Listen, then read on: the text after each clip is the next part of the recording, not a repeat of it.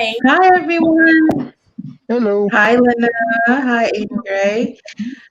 So I know we want to introduce you. So I want to say hello to Aiden and thank you for joining us today, the Conjure Crew. For those who are going to be joining us, stepping in, this is Aiden Gray, the Wight Doctor, and we are going to get him to explain why he is known as the Wight Doctor in just a few moments. But did you want to tell us a little bit about yourself? Sure. First, thanks for having me. Second, I guess the thing to say is I'm a 40 something guy in Colorado. I teach classes in animism and creating your own divination systems, and I do sorcery of various kinds on the side as needed. Do a lot of work with divination. That's kind of my specialty, is maybe seems obvious.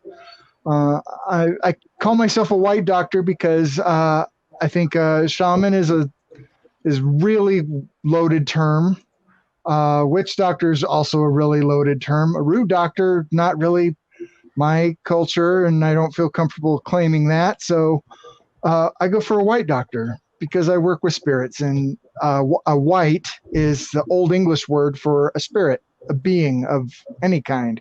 It can mean someone even. So when you say the phrase "not a wit," it's the same root word. It's where it comes from. So there you go. Quick intro. So you're a spirit doctor. Your divination that you work with, what type of divination do you do? So kind of you name it. I've been reading professionally on and off since I was 15. Throughout my time in the military, I was reading professionally around the world. There was a period of time where every weekend you could go downtown Honolulu and I was reading for tourists there. I've read in China and Malaysia and Singapore, Australia, all over the place. Wow. System-wise, I was very interested at a very early age, so I really have kind of studied everything there is out there. I know some astrology, but it's definitely not my strong point. Numerology was my first love.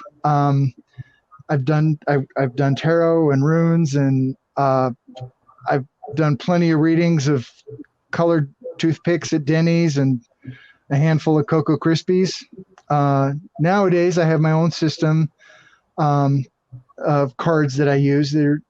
They're comparable technique-wise to, say, Lenormand, but they're their own beast. 63 cards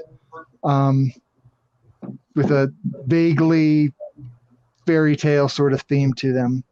I describe them in my book. I'm in the process of writing on how to create your own divination system. So they're kind of the demonstration deck, so I can explain the techniques as we go.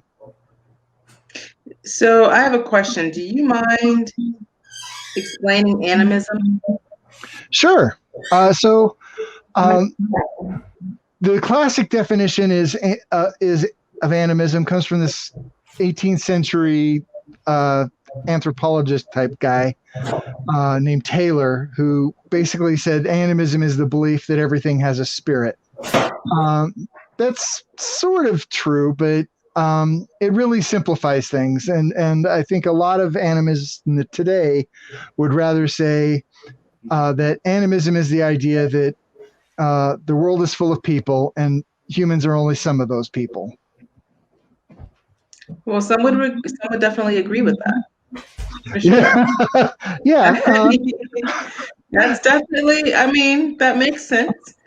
Sure. So there's like when you're talking about your pets and your animals, that's pretty easy to go there. But around the world, indigenous cultures have drawn the line in various places about what counts as a person and what doesn't. And, so for some tribes, it might be that tree and this rock are people, but none of the others, or all the trees are, but none of the rocks, or those particular cloud formations, these 4 trees and this river, those are people, but nothing else is, or all the rivers are, but none. There's a lot of different ways to divide the world up, where to draw the lines. And it just depends on the culture. Well, Go ahead. I was going to ask, well, if it has an aura, isn't it a living being? So there's a difference between a living being and a person, depending on who you're talking to. So just because it is alive doesn't necessarily mean it's a person. Hence, like why some cultures only certain trees are, or only all trees and all animals but nothing else, or all trees and all animals and these 4 rocks, or how you draw the line is really depends on the culture. I kind of take a radical view, and I don't draw lines at all. Everything's spirits as far as I'm concerned. Spirits of floor coverings? Sure. Spirits of tennis shoes? Why not? Tennis rackets? Well, if tennis shoes, well then why not tennis rackets? Hyper intelligent shades of blue? Yep, we got those too. So I don't draw a line. I think everything is a spirit, and it's just how are you interacting with all of those. A lot of them probably aren't super relevant. I don't think people think consciously about the 3rd cell from the right on their little pinky toe. So so a lot of spirits I think just aren't relevant day to day, but I think they could be if you made an effort to talk to them. So I think it would be interesting for Teenage to have a spirit, but saying you can put a spirit pretty much in anything. You can give your house the spirit. It's possible. I guess I never thought about tennis shoes. I never thought about what we would say would be inanimate objects. So I kind of take the view that we're all composed. I call it embodied animism. We're all composed of multiple systems, right? My body has a circulatory system and a digestive system and a skeletal and muscular systems. And that muscular system, it's composed of muscle groups. And then those muscle groups are composed of muscle fibers. And those fibers are composed of cells. And those cells are composed of these kinds of proteins, and those proteins are and so on and so on and so on, all the way down to just keep going deeper and deeper in quarks and alternate realities and all kinds of stuff.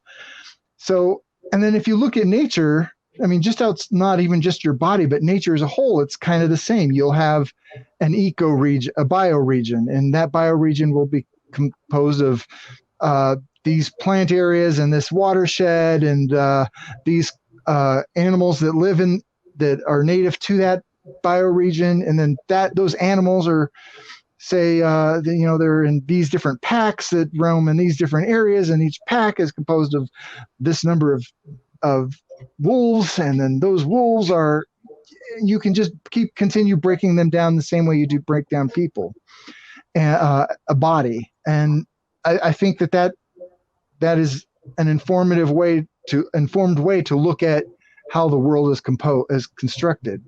So in my mind anyways, if everything is a spirit, then the real question is where is one being end and the next one begin? And I think how it really works out is we're all the intersection of a whole bunch of spirits all kind of floating around over each other. We're like Venn diagrams of all the possible spirits that compose us. I have a little bit of the spirit of man in me, the spirit of humans, the spirit of Colorado, the spirit of gay men, the spirit of myopic people, the spirit of people with going bald, etc. So all of those spirits, where those spirits interact, that's where I exist. And that I changes constantly as other parts come in and leave. And, people who are angry comes and goes. People who are happy comes and goes.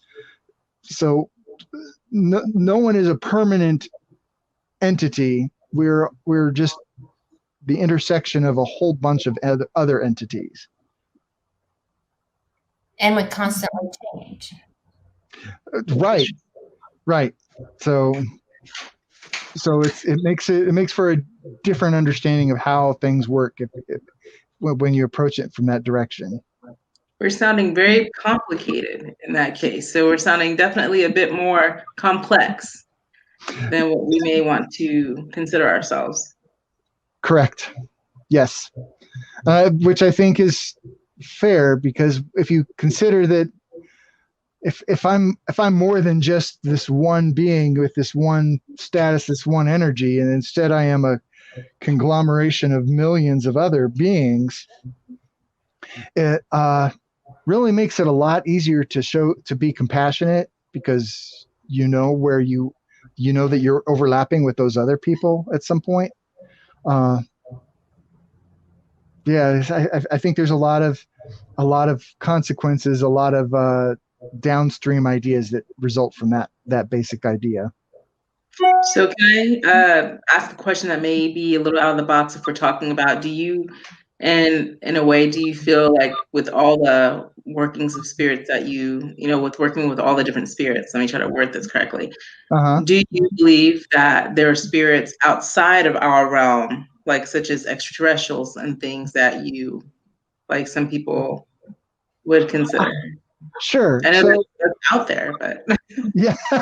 So here's the interesting thing too. I think that one of the the things that's special about humanity as a whole is that we're great at waking spirits up, and to that in a similar way, you could say we create spirits as well.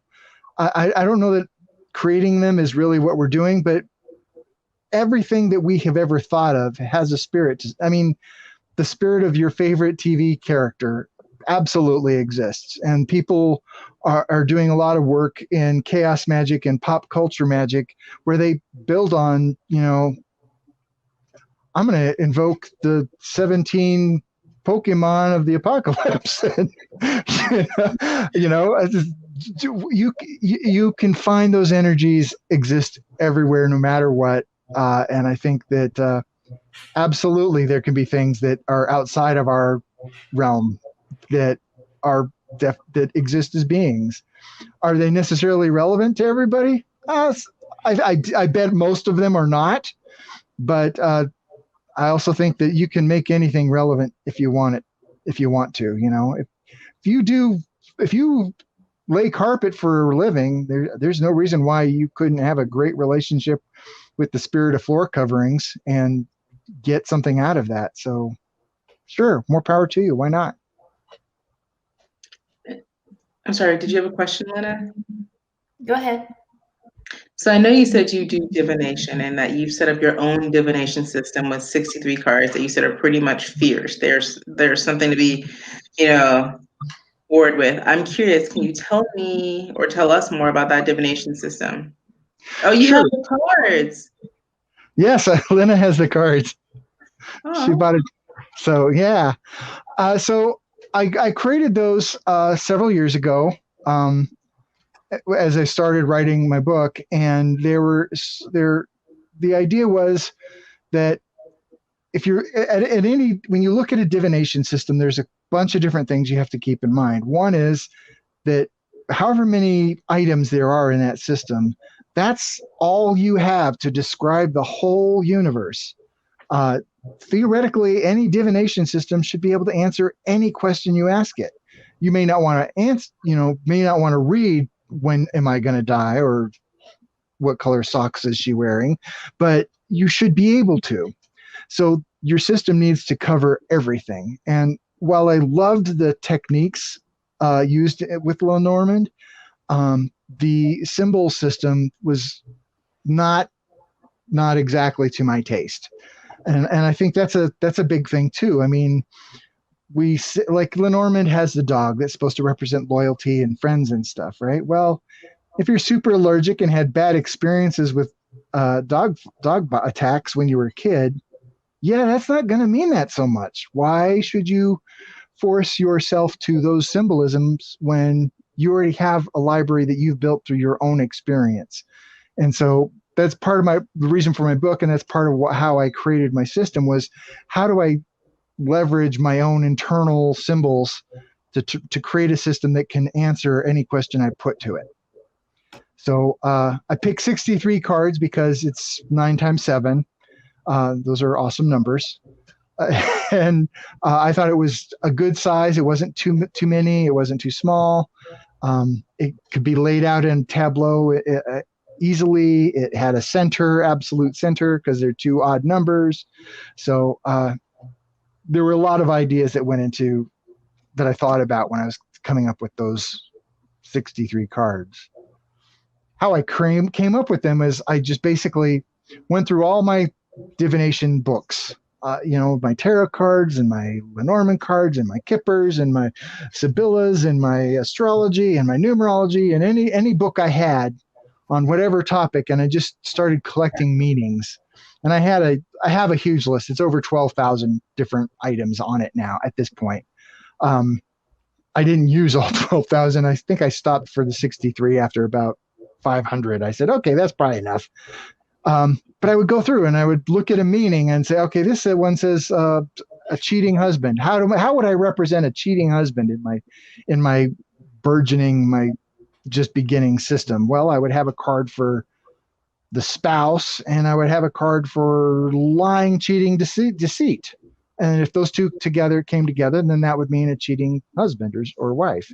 Okay, perfect. Next meaning. The next meaning is car accident. Oh, okay, well, and I'd figure out what meanings I would need to put into a card to create that reading. And I would just keep going through that until I had this big list of meanings, and then I just kind of glom them together and like, oh yeah, these two would clearly go together. Oh, conflict and enemies, yeah, that put those together. And I just kept going until I had it down to 63 items. So Rob wants to know, is your deck still available, and where or how can they be purchased? It is available. You can go to my website, thewightdoctor.com. Or you can contact me at whitesdoctor@gmail.com, and you can order it from me directly. They're $35. And Lynna, can you show us the cards again? Show us like a couple of cards just so we see the divination system. Okay. That's good. I want to put this up here. Thank you. We have. Let me just kind of go through them, do a walkthrough video. just do a 3. Like 3's good to get the sense. Okay, you know what? I'll shuffle it and pull 3 cards. How about that? Awesome. Hi, Tonya. Hey, I'm sorry I'm late. What's up, Mr. Aiden? Hello, how are you? You look freaking great. Thank you. Where's the hubby at? Oh, sucks. It's because I got my haircut just like an hour ago. That's why. See, That works. when you get your hair did, you feel good? Oh, I already know. You know how we are. Okay. So the first one we have is a boar. Okay, so the boar, for me, represented the wild. So it's the wilderness, it's nature, it's anything uncontrolled and natural. Okay. Next, we have an arrow. The arrow is emphasis. Look right here. Bing! That's where the arrow lands. So it's like draws your attention, and that's where you should pay your attention and focus. It's also surprising things and sudden things because, arrow, where'd that come from? Right, they're fast. And then the third one is a bee. The bee represents work because, why wouldn't a bee represent work, right? Mm-hmm. That said, the way that I discuss these cards in my book is I talk about them as tokens. So a token is just sort of like a conglomeration of symbol meanings. So you can take the token for love, say, and you could give it whatever symbol you wanted. So you could put a heart there, you could put a Cupid there, you could put a bow and arrow there if you like the Cupid symbolism, but not the baby part. You could put, wedding rings. You could put a veil, like a bride's veil. Anything that meant love to you could represent that token. And so the idea is that these are symbols that that spoke to me, but I presented in such a way that if that doesn't work for you, by all means, come up with your own. If love to you is, the spider and the fly, because you're just gothic that way, go for it. Absolutely go for it. So what are we saying here? That it's wild out there, and you better fulfill. Let me see. So Job opportunities are scarce. So you need to focus on something, and when something pops up, you better jump on it. Sure, that works. I think I would read it as, since the center is attention, the thing to pay attention right now, that layout says, is that you've got the boar and the bee on either side. Mm-hmm. So it's saying that the best place for you to look for work is in nature. So maybe you need to go look in, Parks and Rec, or go work for a gardening center or something. Or with the pandemic, it could be saying you need to take a job outside. Yeah, absolutely. Yes, that would totally make sense too. Okay. I think one of the ways that you can read a Lenormand card, and these cards as well, that I think is really important to keep in mind is sometimes they are literal, so maybe go be a beekeeper. Well, I'll tell you a story that's kind of fun. Well, it's not funny to my friend, but she was on her way to work, and really fast from the side of the road, a boar hit her car. Wow. I mean, it just ran out of the woods and it hit her car. Yeah. That's craziness. So, and she was on her way to work. There you go. That could be that exactly describes that situation. Actually, watch out! There's a boar. You're on your way to work. Wow. Can you imagine in that car, and all of a sudden you see this big, angry-looking pig charging right at you? Yeah, that is crazy. Depending on where you're from, they're like, "We're about to cook that pig. It killed itself." We're having barbecue tonight. I know. Anybody we get them over here all the time, and like you say, they run out the woods on main streets, and people either hit them or they hit the car, and it's crazy because they're huge. Yeah, it totaled the car. Yeah, a lot of people don't realize how big those guys are. Yeah, you think of Charlotte's Web and Wilbur, and just that cute little pig, or in Babe even, but they're giant. They are big. They are. And they have those big tusks. They'll tear somebody. Oh yeah. There's been quite a few hunters messed up. I know. I don't know. Sorry. Oh, sorry, Shishi. I was wondering, what was the symbolism when you chose the boar for that card? Did you use it because of the power or because of the way that they are physically? So it was a little bit of all of that. I had a bunch of I'd kind of gone through and made a list of all the different kinds of creatures and locations and tools and things that I thought would be great symbols, and the boar just struck me as a creature that was unapologetically itself and in the wild. If you let a pig be out in the woods by itself in a generation, they are fully wild again, kind of thing. So it seemed like a fitting symbolism for that. But I had a whole bunch of other options too. The forest in general was a possibility. I ended up putting the forest with a different card, a different meaning token, but that was definitely a possibility. I put, I think I had the moon at one point, but then that ended up somewhere else. So it's all about figuring out what's the best symbol for you. And I have to say, that deck I have probably tweaked about 30 times since I created that deck, and it's now become a different deck altogether. I'm working on one that's 81 cards instead because I really like nines. What can I say? I did too. I was thinking that when you said that 63 is 6 plus 3 is 9, and 9 is 3 threes, because my favorite number is 3. Yeah. So. Yeah, that's I'm a big fan for 9, so I went with 9s as I tweaked it and tweaked it and tweaked it again. So.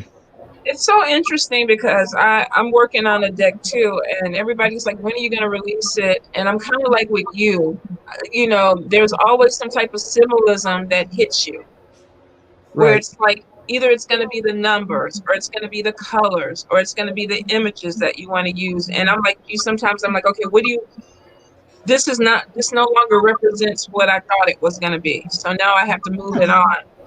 But right.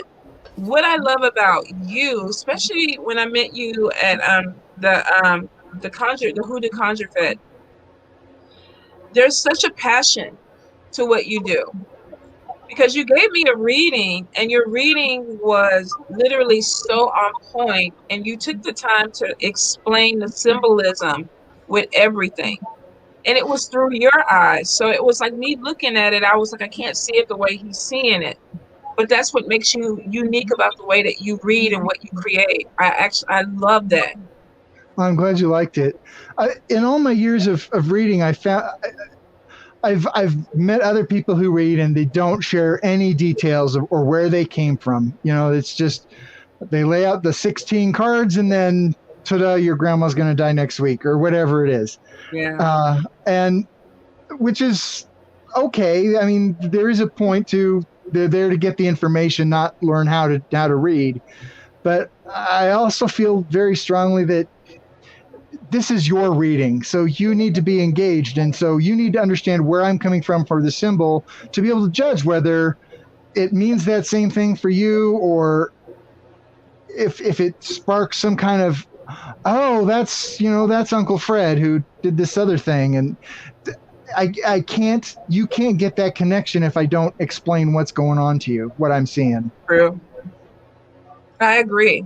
I think a lot of people, like you say, with divination nowadays, a lot of people are trying to be straight to the point. And sometimes I feel like with any type of divination, it's there to help you navigate. Right. And you can't navigate if you don't understand. It's like the Lover's card means so many things to so many people. Right. And you take the time. And I think a lot of readers are getting away from that because we're in this microwave thing now where everybody's like 1, 2, 3. Like Lynna said, you're going to be driving down the street, get hit by a boar, and that's it. Well, what can you do? Right. You're going to navigate that. Right. Right. I don't want to hit the board, But she didn't hit the board. The board hit her. Oh, well, that's true. That's true. But how do we? Out and it hit the side of the car. That is so true. She was in a Jaguar. I guess it felt threatened. Oh my God! It hit her Jaguar. Oh, I would have cried. Oh my God, I would have cried. That pig would have been eaten. Fried pork, everything. Oh yeah. We're gonna make some green chili. We would have pig for a long time. I tell you, when I first moved up there, I love chili, and I ordered a bowl of chili from this little restaurant there at Colfax and 270. There's a diner there. I ordered a bowl of chili. And then the lady asked me, did I want a pop? And I looked at her like, I dare you to give me. But then I figured out what a pop was. A Pepsi. But then they bring this chili, and it's like, what is this? But it was green? Yeah, that's kind of Here with a green tint to it. It's got yeah. little green chilies in it and pork. It's nothing like our chili. Nothing like our Yeah, it's not chili con carne. It's definitely not Texas chili. My husband's from Texas, and so he has very strong feelings about chili. Yeah, But chili's supposed to be a red. Yeah, no, yeah. like I would be confused if it was green. I'd be like, you gave me rotten chili. Well, it Yeah. looks kind of like a soup. It looks like soup. Yeah, You gave me it's bad, soupy, rotten chili. It's good though. It is good. It's just different. it is different. It's kind of a dish that's associated with New Mexico and Colorado in particular. That makes sense. Yeah, so it's like it's pork, green chilies, some tomato, maybe tomatillos or green tomatoes are awesome in it too, actually, and just sort of stewed like that. And when we say chilies, we're talking a lot of chilies. Like, It's spicy. yeah. So even if you're doing the mild version, you got to get one of those big ass cans of green chilies that goes in it. Oh man, Yeah. sounds like that. It's really good. It's kind of Tanya. It's kind of like that stuff we put on chicken enchiladas verde. You know, Yep. the green sauce on top is like green chili. Yeah, that's sacrilege or something. You can't do that in Texas. That would be horrible. I would You get come strung up. home and pack up on Wolf Brand chili and take it back to Colorado with me. Even Wolf Brand doesn't represent us the right way. But they did not have Wolf Brand up there. I looked. That's interesting. That sounds like blurb. No offense. I know y'all are saying it's good, but Sure. I mean, everybody's like the green chili's good, but it sounds like it's gonna give you the blurbs. Oh, it will clean you out, especially if he's seeing you're doing a big can. It will clean you out for sure. Let me ask. This is what I do. I'm like, you have to be by the bathroom. By the bathroom immediately. If that's not something you're used to. You know, it's good to be cleaned out, though. We don't need to be holding on to all this stuff. My stomach right now is I mean, like, I can already imagine that is what is going to occur if I try this chili. And then it's just make sure talk has gone all the way left. All the way left. No. I mean, I've never heard of green chili, and I'm not saying I wouldn't try it because I would definitely try it. It's pretty good. I'd be like, man, why is your chili green? Is it bad? I would have questions. Oh my God, yeah. Especially if you're not used to it. Let me ask though, because I came in late. Did you talk about? Is it the white spirits? Yes. Or the white? Okay, because I have questions, and I apologize if I'm making you have to talk about this again if y'all have already moved on. But when I was reading in your dialogue, it was saying that it was a very specialized way of working with spirit or calling spirit, because you don't call them spirits, you call them the whites. So white is just an Old English term for well, it means a lot of things. It can mean spirits, it can mean beings, it can mean if you use the right context, it means just somebody, anyone, someone. It's a word that has a lot of uses in Old English, and I wanted to use Old English because I speak English, so that made sense to me. Right. Right. It's got a generic use.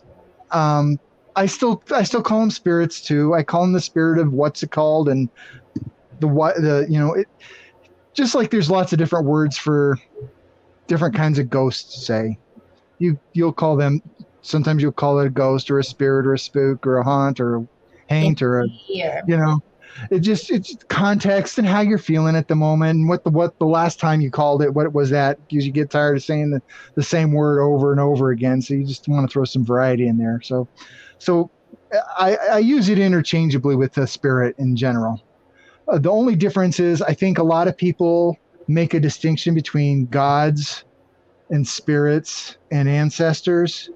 And to me, they're all whites of some kind. They're all Well, beings. yeah, that would make sense in that context of it. And that's when I was looking at it, because I wondered if you did, and I'm glad you went there. I wondered if you did include all that in there, like the universal god or goddess and things like that. Absolutely. As I was saying earlier that in animism, people tend to draw, historically and culturally, people draw lines, and that these things count as spirits, but those things aren't. These things have a spirit and those things don't. And I don't draw a line anywhere. So to me, to try to describe what the difference is between, the spirit of rain and the god Playlock from, Aztec culture is they're really kind of the same thing in a way. So it's kind of a moot point. Why do I need to make a distinction there? Right. Well, thank you. Thank you for going back and explaining that, because I wanted to kind of understand exactly how everything was looped in under that and what exactly did it mean. I also saw something with soul retrieval on there, because I'm Sure. assuming at this, do you offer this? I mean, Yeah. so, it's, go ahead, Aiden. I'm sorry. Go ahead and talk about it. No. I If have you so have many questions. I'm sorry. I'm coming in and I'm like, okay, I got questions. No, that's cool. Ask the questions away, and then I can go. Then I can go wherever I need to go.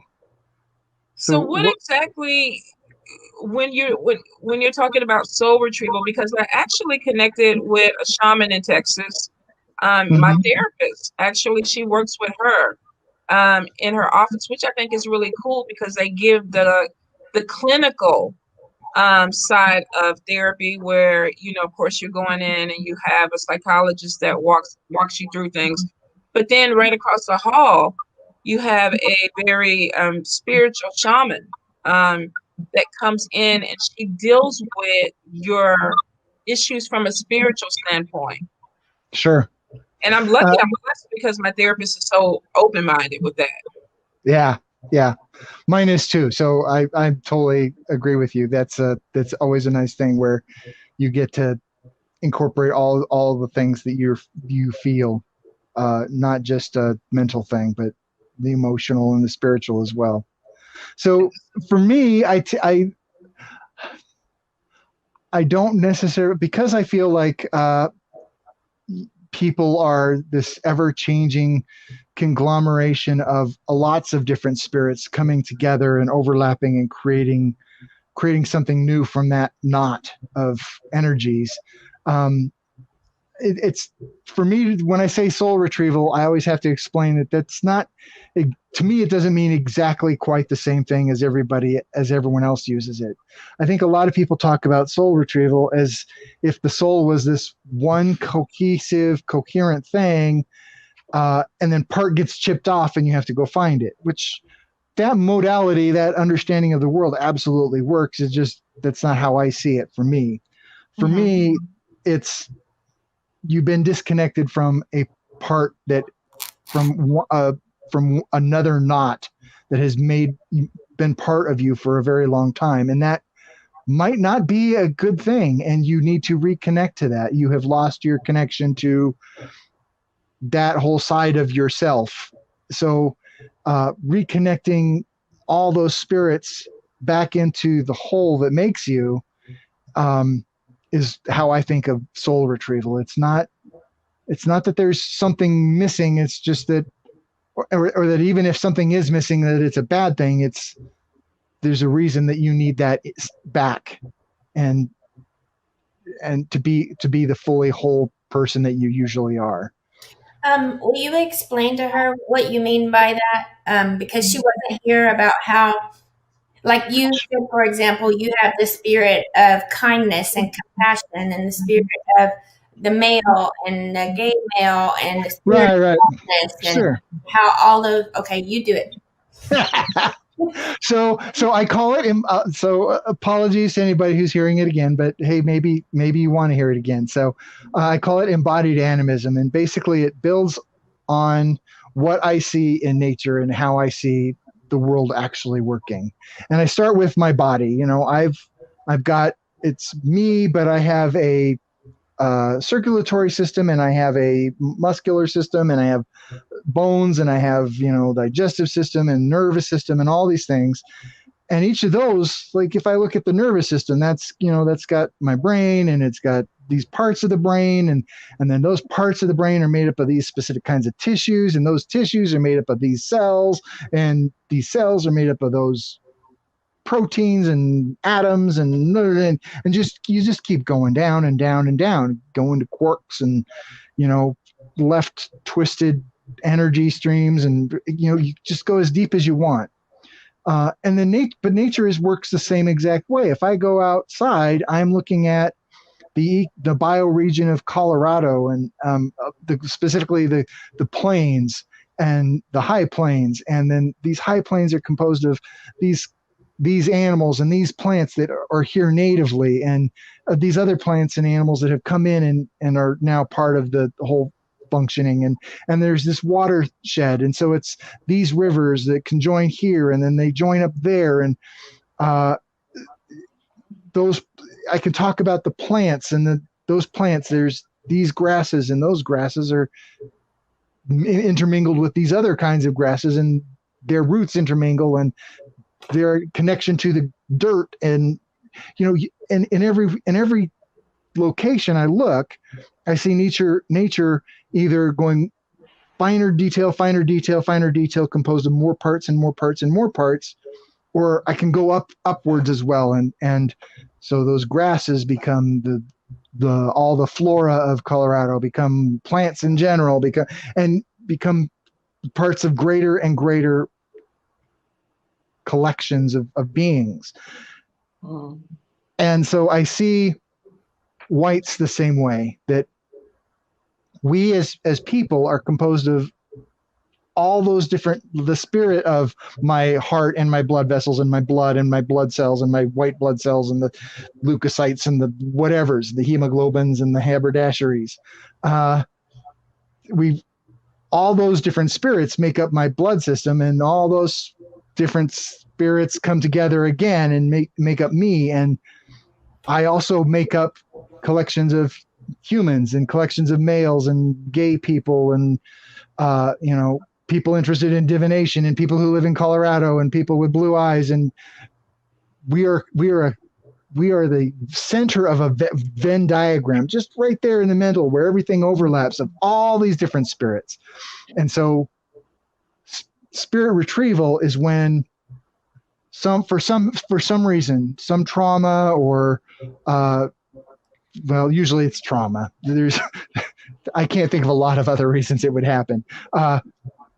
So some part of that gets disconnected and is no longer, so you haven't, there used to be that part there, and it's not there anymore.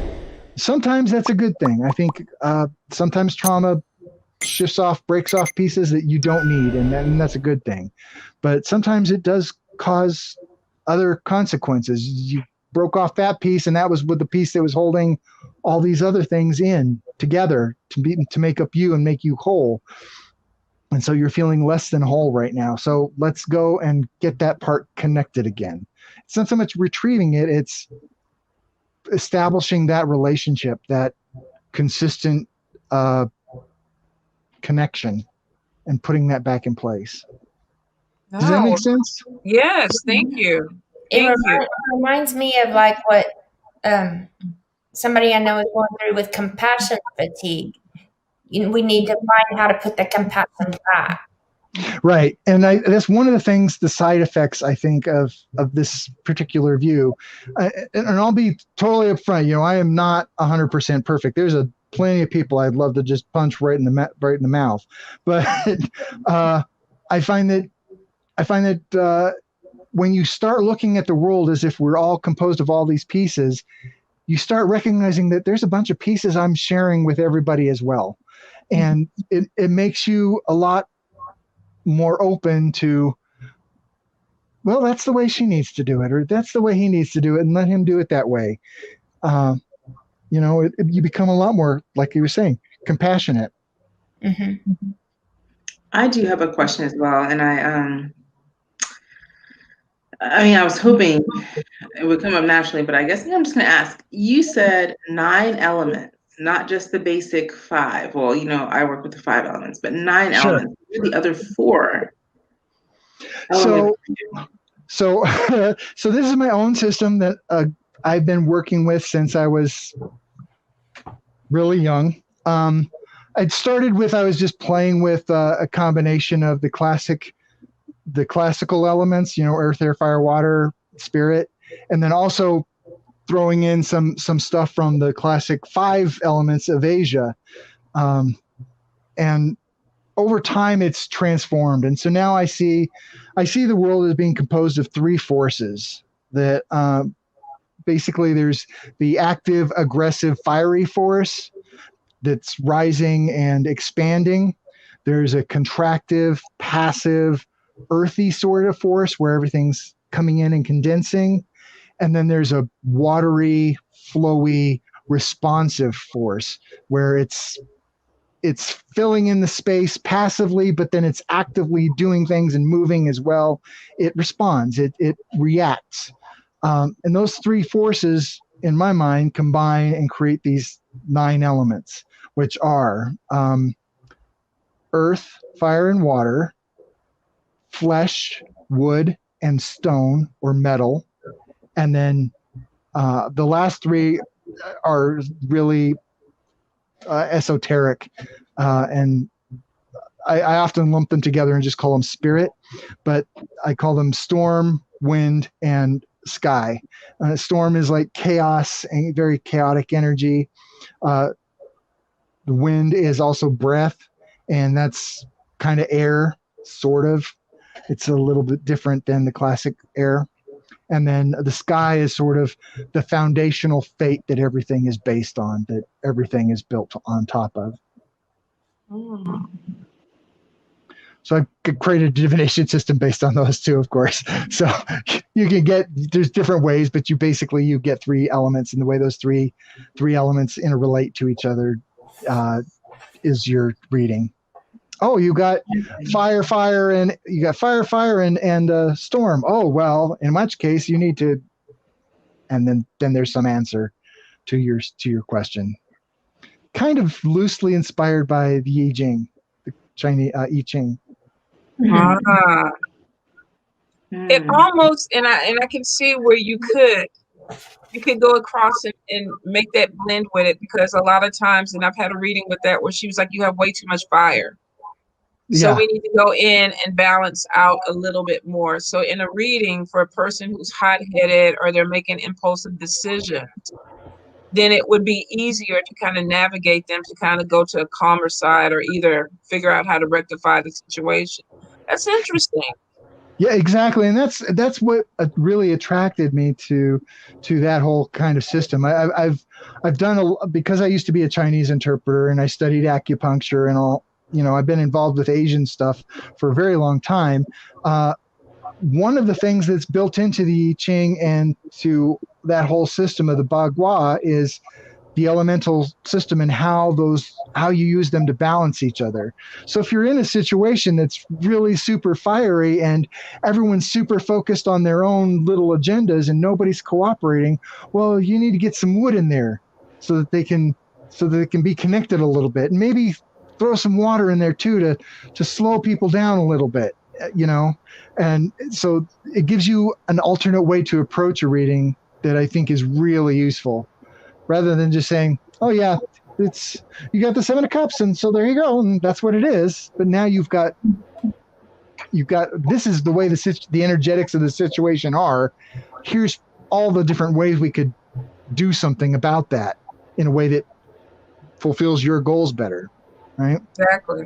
I think it's productive, especially with everything going on in the world nowadays. A lot of my readings have been, why am I doing the things that I'm doing? Why do I keep making the same mistakes? what is my path and why am I not walking it? So I think people are kind of getting, and I'm not going to say everybody because we still have those, is he going to come back readings? Or, the love Yes. stuff is always there, but I think 2020 kind of opened the door for a lot of people where it's like, I'm not happy with my life. How do I move forward? Right. Or I have anger problems. How do I move forward? So I think the readings are going to be changing, with divination. Agreed. They are. I've experienced it too. It's just there's always the standbys, and there always will be those standbys because those are fundamental. Maslowian hierarchies. You need to have food, and you need before you can have this other thing, and you have to, and so on. But I think a lot of people are getting now to a point where everything is so highlighted. The dysfunction everywhere is so highlighted that people want to do something about it, but they don't know. They don't know how do you in a dysfunctional society like we've got. How do you get back on track? And I think a lot of people are lost there. And I think it's exactly what you're seeing. I agree with you. So I'm seeing it too. It's interesting because even for me, and listen to me, I'm an old woman. Oh God. Where did that come from? I don't even know where that came from.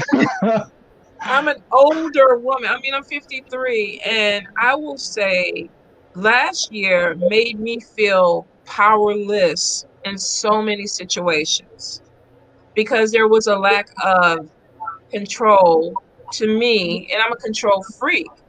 So it showed me a lot of things about myself that it was like, okay, you got to let this go because you can no longer control it. It's no longer an option.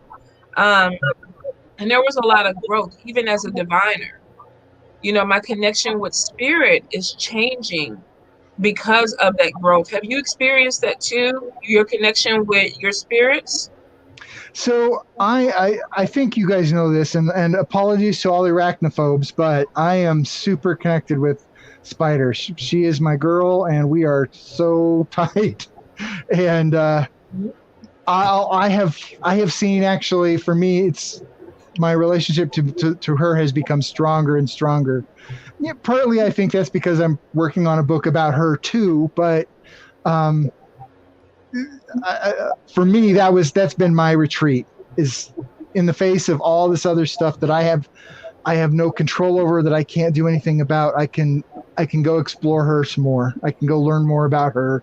I can get her to help me, and so that's been my go-to. That's why you named your divination the oracular. Oracular. Well, oracular is just Latin for little oracle. Okay. Oh, that was like arachnia. Yeah, no, not arachnia. I do have a system I created called arachnomancy, which is different. What is arachnia? What is that? So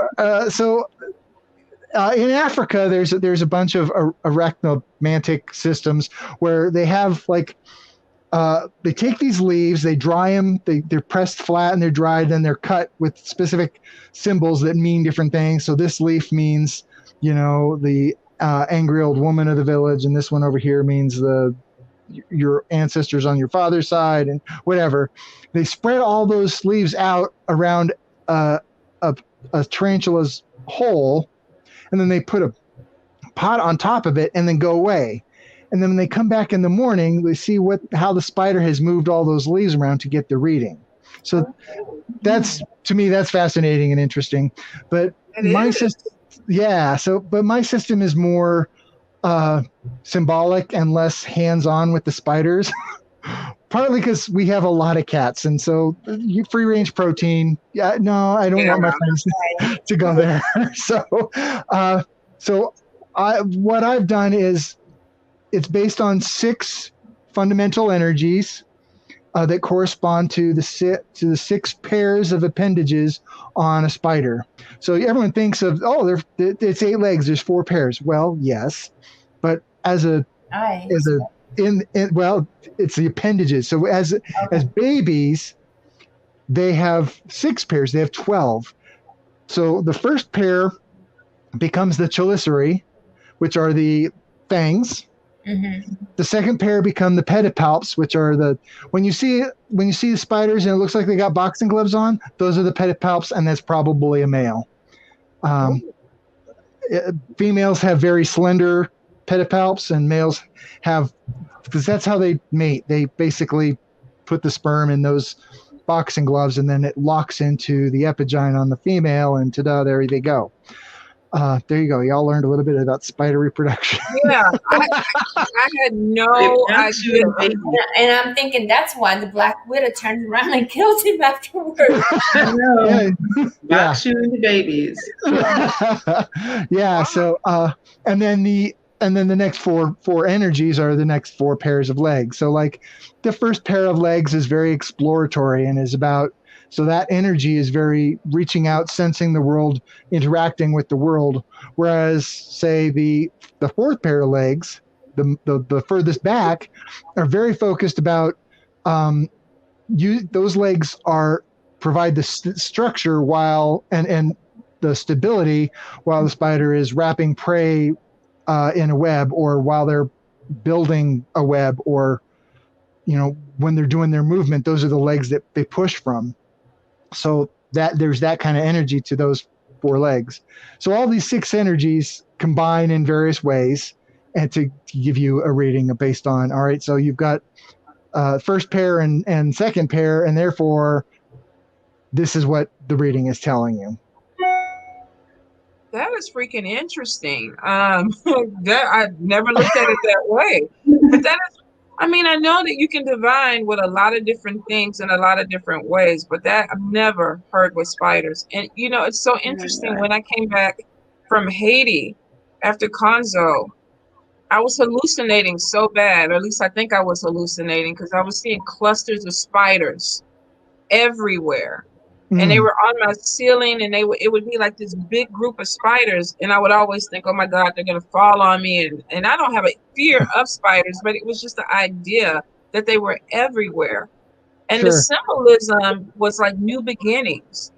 Like things were opening up, and I didn't realize at the time. I thought I was losing my mind. Or whatever it is. And Obatala has the 45 different kinds of Obatala that you could have. So for me, these were kind of the 8 ways that spider had an existence in the world, and that there were a lot of different varieties from there. So, but her 8 paths are the mother. So, like, I mean, it's obvious with like wolf spiders where they're carrying their babies on their back, but they're connected to vegetation and in Mesoamerican mythology, and hidden water a lot. So water in caves and wells and underground, and all that hidden chthonic motherhood type of energy. There's death. That's pretty obvious. I don't think I need to explain a lot about that. I mean, one of my favorite things though is there's this mythology of the White Lady, which is a ghost. I think it was the very first episode of the TV show Supernatural actually had a White Lady. Yeah. So the White Lady is the female ghost who got killed somewhere and who haunts a stretch of road, a highway, and kind of seeks revenge a little bit.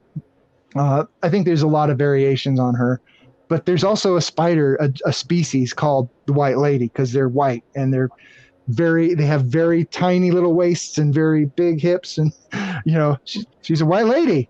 So that to me, that kind of stuff, those kind of coincidences are fascinating. Anyway, so mother and death, and then the next one is fate, weaving the web of reality, and the Norns and the Morai and the Fates, and weaving the threads of people's lives. That's obvious. The Weaver, of course, Arachne, and all the everything that everyone has taught weaving. Spiders have taught weaving to humanity. So there you go there. The next one is I call her the storyteller. This is like Anansi. They're weaving tales instead of fabric. They're weaving reality. They're They're just telling these stories that become the truth, and together with that, there's that whole connection to fate as well, because they're weaving reality, the natural order of things.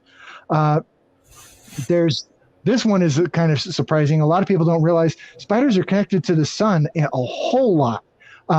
Spider grandmother in Navajo and the Plains tradition, not the Plains, Southwest Indian traditions, brought, like in Navajo tradition, spider grandmother brought the sun from the fifth world into this world. She dove. Everyone else tried to go get it, but it kept burning them, and she built a web and carried it up in the web, and that's why we have the sun. And so there's a lot of associations between spiders and the sun and sunlight, and like there's the Christmas spider. Did you know that's where tinsel comes from? Tinsel is from the Christmas spider. Oh. Yeah, so there's all but that. It makes sense, though. It does make sense. It does. But there's also this whole, the storyteller, the Firebringer is all about culture and civilization too. And so there's a lot of spider goddesses around the world that are connected somehow to fundamental establishing the city. Even Athena, who transformed Arachne. She was originally what they call a palace goddess. She was a goddess who watched over the king as the representative of the world and over the city in particular. And that's very much I'm going to set here's light, I'm bringing fire to humanity kind of role to play. And then, of course, there's Lucifer plays in there a little bit too. So there's all kinds of that kind of Promethean sort of, I'm going to break the rules so you can succeed. So, and then there's the outsider, of course, because she accepts everybody. It doesn't matter who you are. So especially LGBTQ, trans people, anyone on the outsides because spiders know what it's like to be hated, right? And then, of course, lastly, everyone's favorite, the witch, because spiders have always been connected to the dark side of things, and if they're weaving fate, then they're weaving reality as well, and they can weave it however they'd like it to be. That's what a witch does, right? So there you go. What about molting? What's that? What about molting? Molting is what's the symbolism of molting? Is that what you're asking? Well, I know it's like the death card. It's death and rebirth. Sure, and that's how it works. So people tend to think of death as like, oh, I'm just gonna die and rot and it's all dark and whatever. But when you start thinking about it, and I've worked with a lot of people who've been super focused on death and healing, and the connection there is so strong. People don't think about it until they get into it, but healing is a kind of death. You are killing off the bacteria. No longer serves you. Right. And so death and healing are the same person. I've got it. My husband is a devotee of Santa Muerte, and he had to get a liver transplant about 5 years ago. He was really close. He died technically twice. But the thing so he was a devotee of her even then, and she pulled off this miracle where he normally finding a transplant donor, a live donor in particular, takes months.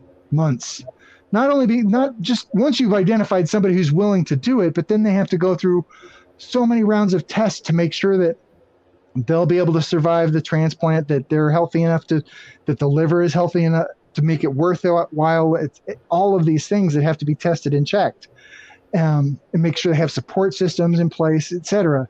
And so it usually takes 3 to 5 months.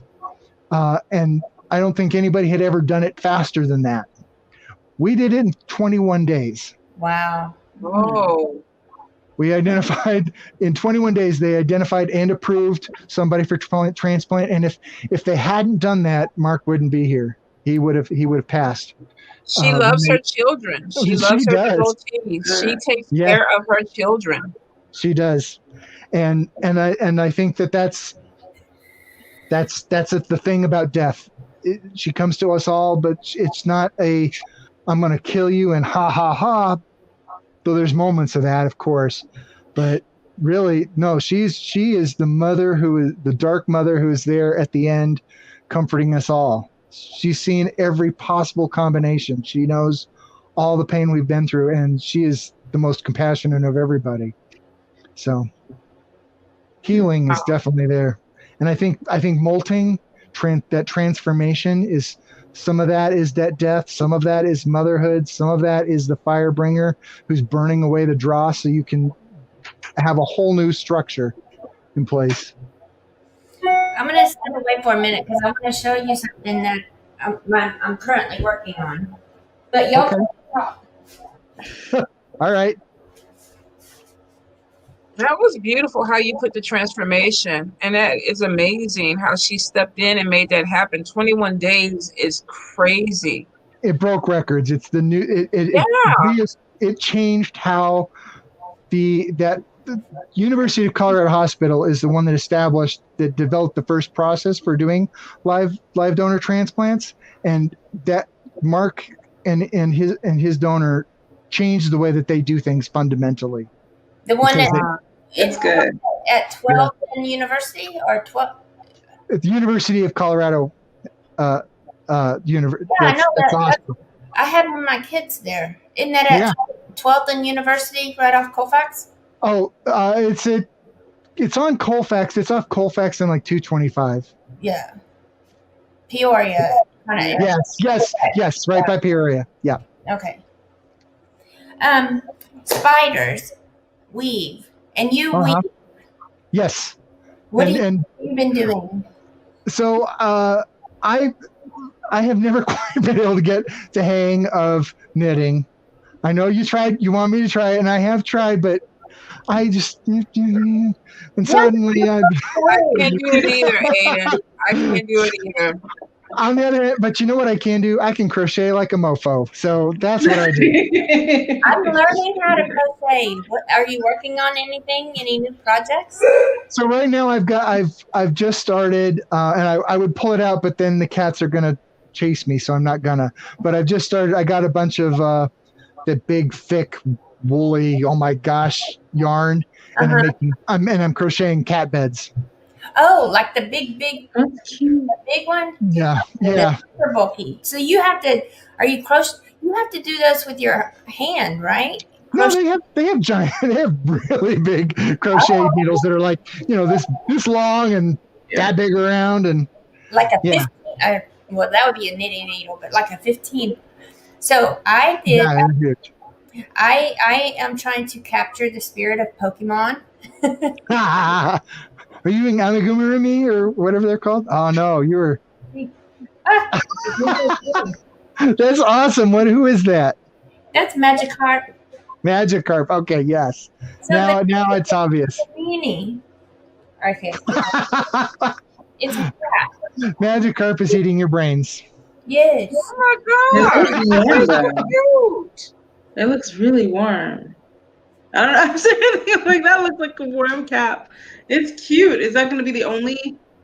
Like, are you going to only do the fish? You're going to try something else with it too? I think I have one for a Mimichu. I'm going to probably try to do that one too. I think that's gorgeous. That's cool. Witches hats. Huh? Witches beanies. Yes. Yeah, I would love a witch's beanie. I don't know. You did that mat. You probably. So this is true. Yes, I actually have plans. I've been looking at them for how to. Base of a witch's hat, huh? Sure, exactly. In the middle. Yeah. So I have seen people crochet it and then felt it. So there's definitely possibilities. I just haven't done it yet. I've been reluctant to go to Michael's to get some more yarn because I know what will happen if I go. Right. I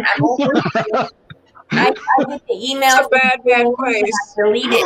You can open it. 40% off. Oh my gosh. I got to go now. No, and you still have to spend $100. It's easy to go to Michael's and spend money, and they have the coupons where, like, and now they have the member rewards where you Right. spend. I mean, just broke. You think, oh, I'm getting such a deal.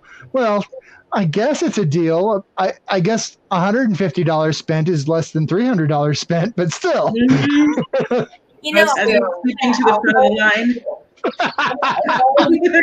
Bought no yarn and still have more yarn than I have projects. Yeah. So the other thing I do, my first love was, it took me a while to get to crochet. I didn't have any connection to it, nobody to teach me, and I wasn't really conscious of it. So before crochet was beading. So I do lots of like peyote stitch beading and making pouches with beads and all kinds of cool stuff like that. Didn't know that. And something else you didn't tell us about yourself is how loving and awesome you are, and you take in those that are less fortunate and you help them. Go ahead. She's talking about. There's obviously a story. So what it is we are cat lovers. So we have 9 cats that are our cats, and then we also foster. So we get kittens to come through the house pretty regularly, and we raise them up and help them find forever homes. And I can neither confirm nor deny that 4 of our 9 cats are fails where we didn't surrender them and decided to keep them instead. but we do. We have that's beautiful though. Yeah, I think everyone's got some way they can contribute, and that's the way we're doing it. Yeah. So. 2 is my max. It's the litter box that gets me. I love my cats. I love cats, period. So it's the litter box. Yes, no, I don't disagree with you. Mark was like, I could never have a dog because, taking them out to walk and then picking it up, and then you got this warm bag of poo bouncing against your leg, and I'm like, okay, I get that, but at the same time, how is that different from a litter box? Exactly. How is that different from 10 litter boxes? Because you're supposed to have one more than you have cats. So I only have 3 litter boxes. What's that? I only have 3 litter boxes. You're supposed to have one more. If you're on top of it, then it's probably fine. But they say you're supposed to have one more than you have cats, and they should be all through the house. We don't do that either. No. Yeah. One litter box in the bathroom. Well, I know the litter box over here kills us. I don't know what we got to change his diet, but my God, he's been injured, so we've been keeping him inside. And he normally goes out to use the bathroom, and I didn't realize what a blessing that was until he started using the litter box. And it was like, I don't know if it's medication or what. It might be your litter too. It could be your litter. You don't put the right litter, it's nasty. And then you can get the Arm & Hammer spray where you spray the litter and then you mix it up and it takes away the smell. Okay, well we're gonna get it. We're gonna get it because it's been horrible. It's been horrible. I can't even imagine 9 of them. I couldn't. It's just a litter box. If I could train my cats to use the toilet and they flush it, we'd be golden. Because I saw a lot of cats that do that. They don't flush, but they get up there and they go to the bathroom and they have kits to help you do that. It basically starts out. Yeah. My cats are jerks, though. I love my cats, but they would be like, "Oh, so now you're gonna make us work? We gotta clean up after ourselves." And Sophie, everybody knows Sophie. She might tinkle just a little bit and be like, "Hee hee." Right on the edge of the screen, we'll all just be bitter. So, yeah, they are. They do that. It's true. They're a blessing. They're a blessing, and it's a beautiful thing that you can take as many in as you do. I know Lynna takes in a lot of animals, and she fosters also, and it takes a person with a really special heart to do that. It can be hard. Yeah. Yeah. Especially to have to give one away after you have home, foster. It would be really hard. It is. I think the hardest we've had it has been, we got a batch of kittens The foster organizations we work with bring a lot of cats and kittens up from Texas. We've reduced kill shelters down there have pretty high rates of euthanasia. Yeah. In the 90s. And we have so many cats. We have so many cats. Yeah. A lot of people don't spray or neuter. In fact, ours is on the books to get himself fixed. Since he's been in the house, he's been spraying crazy. It just smells like cat urine, the whole house. Yeah. But it's one of those things where in Texas they just breed and breed and breed and breed. That's not a cat. So they bring the organization we work with. They bring a lot of cats up from Texas weekly, and so we've reduced the euthanasia rates in some of those shelters from in the 90s to single digits. So we've made a huge impact there. But what that means is because they're dealing with such high numbers, most of the kittens that come from there are compromised immune system in some way. Usually it's just the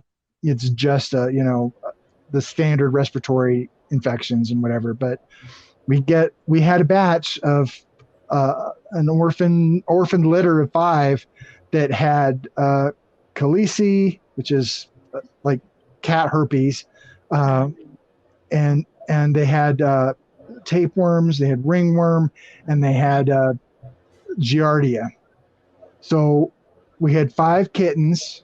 They were all about 8 weeks old rather. They gotta go. They don't have time to be going, where's the toilet? Where's the box at? So that was about 3 months of literal shitstorm. Have you had experience with fading kitten syndrome? Because that's so heartbreaking. That is, we've been lucky. We have not. The president of the organization we work with, which is the Colorado Feline Foster Rescue, she takes the worst kittens and deals with them, so that because she knows how hard it is on the foster family when they lose a kitten. You feel like it's your fault. You feel like you're a terrible person and you screwed up and killed this poor kitten. And no, it wasn't you. But that's what Taylor thought. Well, Taylor, my daughter. Yeah. She volunteers at the shelter, and we had this batch of kittens, and they were all fine. It was named like apple and grape and banana. I don't know. They were fruit names for that litter. But they would be fine, and then all of a sudden lose their meow, and then like maybe a day or 2 later they just go to sleep and never wake up. Yep, it's really heartbreaking. And she thought that she was doing something wrong. Yeah, exactly. Which is why, for the worst cases where that seems like that could be a possibility, where the kittens are weak or have too many things going on, she tends to foster those herself, so that if something does go south, she's the one that's dealing with it, not one of the foster volunteer families that would really take it to heart and be heartbroken. Yeah. So, I couldn't handle it. I commend you. I could not handle it. I mean, it exceeds past the litter box then, because I would want to keep everything, I think. But so, yeah. It started for us with we lost one of my favorite kitties was Raja. She was named for her favorite drag queen, because when we got her, we thought she was a boy, and it turned out she was a girl. So, but just like that, but it's opposite. We took her. Exactly.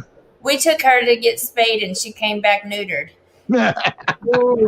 Yeah. Well, so Raja passed about 2 years ago. Just sudden onset kidney failure, just out of the blue, no sign whatsoever, and in the space of 3 hours, she was gone. And after she passed, it was just.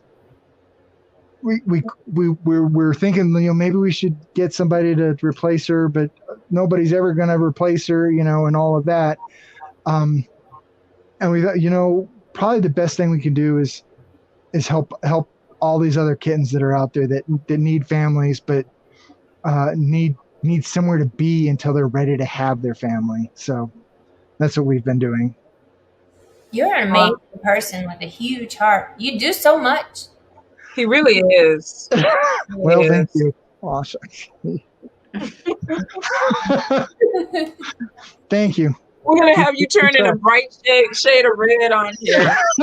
I am. Luckily, my camera's dark, so you can't see it. So. Well, thank you, Aiden, so much for signing up to do this. I mean, this was a really great talk. Thank you, for sharing your knowledge. We appreciate you so much. Absolutely. We'll come up there and see you. Well, after all this mess. But. Yeah. Mm-hmm. Absolutely, definitely. We have spare bedrooms if you're coming through Colorado. Coming through Denver.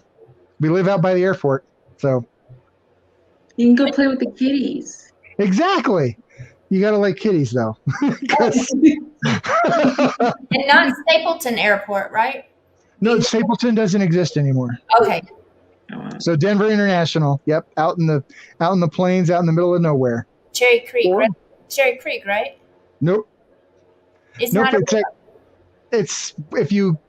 Let's see if I can do this. If Denver is here, it's on the loop, right? It's over here. It's up to by I thought that was Cherry Creek. No, Cherry Creek is closer to Denver. It's Arapahoe County. Yeah, it's still it's Arapahoe County. It's Denver got a chunk from Aurora basically. Oh, okay. To put the airport there. So it's like, here's Denver, and then here's where I am. Right. Or Denver over here. That probably looks more. They used to have a restaurant out there by that area called the Emerald Isle that was really good hamburgers. Oh yeah, that's out by where I grew up in Aurora. Yeah, it's really good. I don't know. I have no idea how they're doing. I think that they went down out of business years ago, but it's been a long time since I've been there. Yeah. I haven't been out that way in a good while. Okay. Well, you can always come back and join us again. We'd love to have you. We want to know what you're doing. Keep us updated. Will do. I'm sorry, Shishi? I'm sorry. Tell everyone how to get in touch with you if they want to do readings, things like that. So you can contact me at thewhitedoctor@gmail.com or through my website at thewhitedoctor.com. Perfect. Tell Mark we said hi. I will. Thanks, ladies. You have a great day. Hi. You too. Bye. Bye. Bye-bye. Bye-bye.